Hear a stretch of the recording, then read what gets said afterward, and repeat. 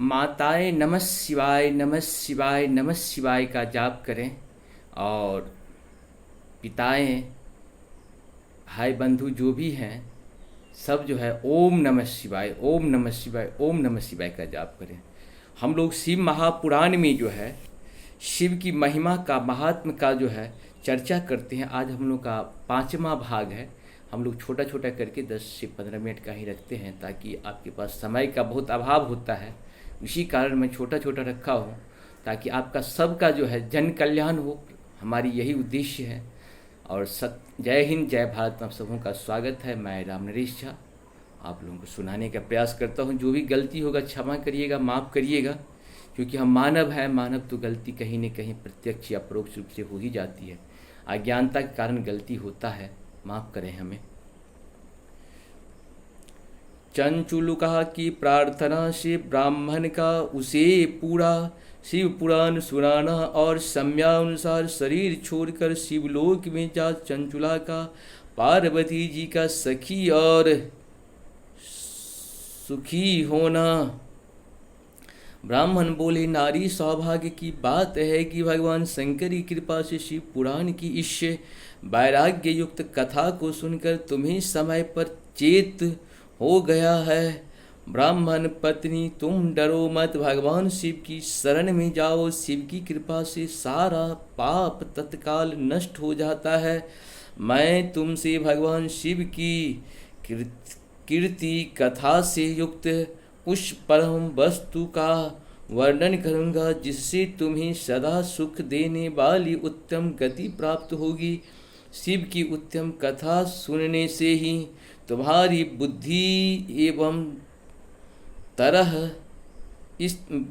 इस तरह पश्चाताप से युक्त एवं शुद्ध हो गई है। साथ ही तुम्हारे मन में विषयों के प्रति वैराग्य हो गया है। पश्चाताप ही पाप करने वाले पापियों के लिए सबसे बड़ा प्रायश्चित है। सत्य पुरुषों ने सबके लिए पश्चाताप को ही समस्त पापों का शोधक बताया है। पश्चाताप से ही पापों की शुद्धि होती है।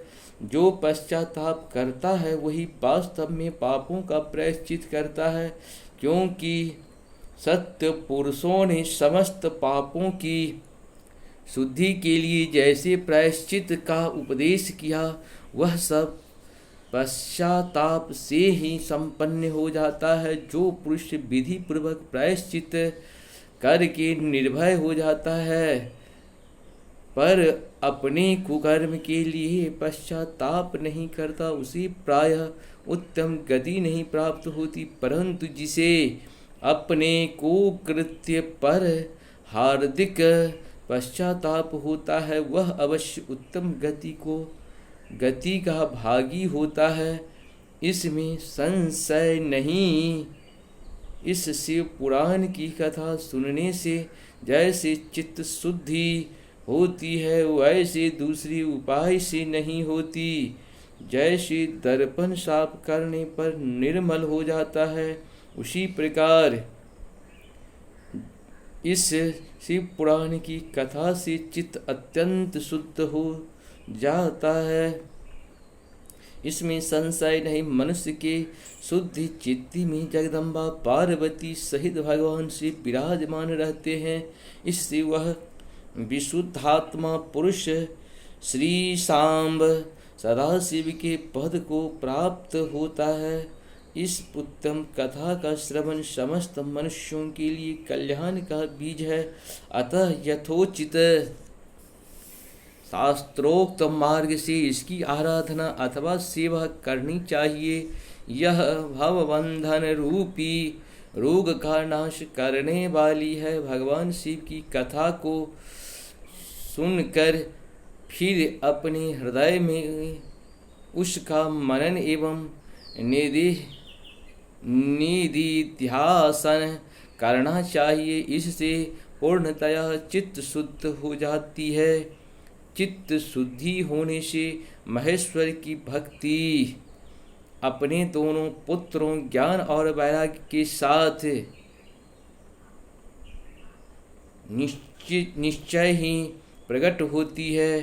तत्पश्चात परमेश्वर के अनुग्रह से दिव्य मुक्त प्राप्त होता है, इसमें संशय नहीं है। जो मुक्ति से वंचित है उसे पशु समझना चाहिए, क्योंकि उसका चित्त माया के बंधन में आसक्त है। वह निश्चय ही संसार बंधन से मुक्त नहीं हो पाता।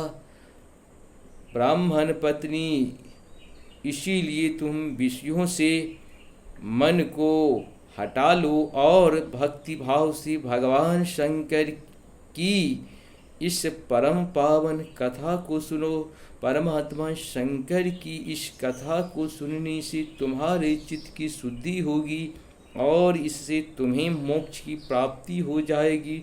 जो निर्मल चित्त से भगवान शिव के चरणार बिंदों का चिंतन करता है उसकी एक ही जन्म में मुक्ति हो जाता है। यह मैं तुमसे सत्य सत्य कहता हूँ। सूत जी कहते हैं, शौनक, इतना कहकर वे श्रेष्ठ शिव भक्त ब्राह्मण चुप हो गए। उनका हृदय करुणा से आर्द्र हो गया था। वे शुद्ध चित्त महात्मा भगवान शिव के ध्यान में मग्न हो गए। तदंतर बिंदुग की पत्नी चंचुला मन ही मन प्रसन्न हो उठी। ब्राह्मण का उक्त उपदेश सुनकर उसके नेत्रों में आनंद के आंसू छलक आए थे।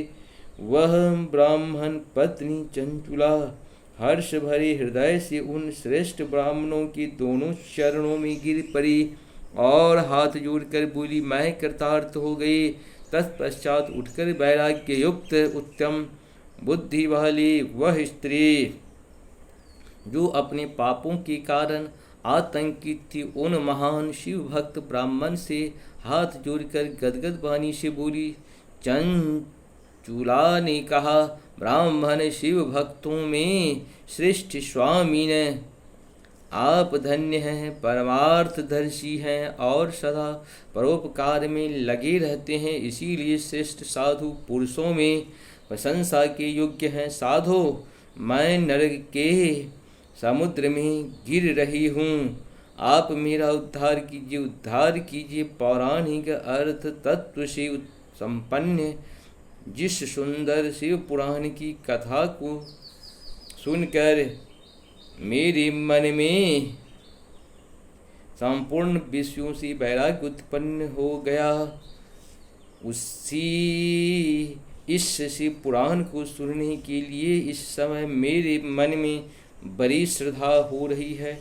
इस प्रकार से हम लोग का आज का एपिसोड 5वां एपिसोड पूर्ण हुआ। फिर हम लोग कल शुरू करेंगे एपिसोड बाय एपिसोड। सुनिए, बहुत ही आनंद आएगा। जीवन हमें भगवान प्रभु ने दिया है किस लिए? कान किस लिए दिए हैं, मुंह किस लिए दिए हैं, लेकिन हम लोग उसका उपयोग नहीं। कान भगवान इसीलिए दिए हैं कि भगवान की वाणी को हम लोग सुने। मुंह इसलिए दिए हैं कि भगवान की वाणी का स्तुति करें। इसी के साथ नमस्कार, धन्यवाद, बहुत बहुत।